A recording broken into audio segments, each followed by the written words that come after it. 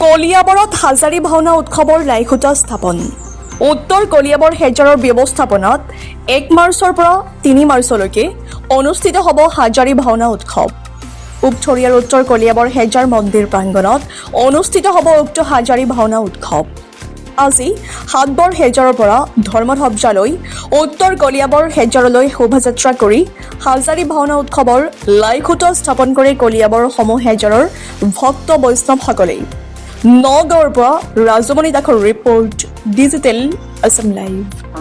নমস্কাৰ, মই সৰ্বপ্ৰথমে আপোনালোকৰ চেনেলৰ জৰিয়তে কলিয়াবৰবাসীয়ে নহয় নগাঁওবাসী তথা অসমবাসীৰ হাজাৰী ভাওনালৈ নিমন্ত্ৰণ জনাইছোঁ। অহা 1, 2 আৰু 3 মাৰ্চ 2026 তাৰিখে উত্তৰ কলিয়াবৰ হাজাৰৰ ব্যৱস্থাপনাত কলিয়াবৰ হাজাৰসমূহৰ সহযোগত 3দিনীয়া কাৰ্যসূচীৰে হাজাৰী ভাওনা প্ৰস্তুতি কৰিছে। আজি আমাৰ প্ৰথম কাৰ্যসূচী আছিল ৰভাৰ, যি অস্থায়ী 3খন আমাৰ খোলা হ'ব। এই এখন খোলাৰ আজি খুঁটা পোতা হৈছে। গতিকে ইয়াত আমি কলিয়াবৰ ৰাইজৰ বিপুল সঁহাৰি পাইছোঁ। গতিকে আমি অনাগত দিনত সকলো ৰাইজৰ আৰু সঁহাৰি পাম বুলি ভাবিছোঁ।